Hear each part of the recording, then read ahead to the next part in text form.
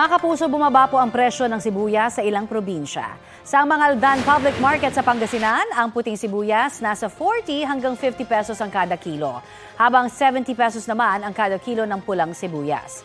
Sa datos ng Department of Agriculture Region 1, tinatayang nasa 16 hanggang 41% ang ibinaba ng presyo ng sibuyas noon sa nakalipas na 2 linggo. Problemado nga lang ang ilang nagtitinda dahil hindi sila makapag-imbak ng mga sibuyas dahil baka masira lalo't may El Nino.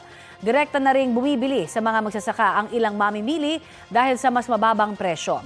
Base naman sa price monitoring ng Department of Agriculture sa ilang pamilihan sa Metro Manila, naglalaro sa 70 hanggang 140 pesos ang presyo ng imported na pula at puting sibuyas. 60 hanggang 150 pesos naman ang presyo ng lokal na pula at puting sibuyas.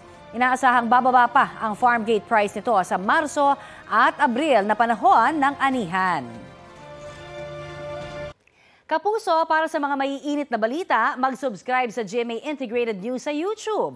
Sa mga kapuso naman abroad, subaybayan nyo kami sa GMA Pinoy TV at sa www.gmanews.tv.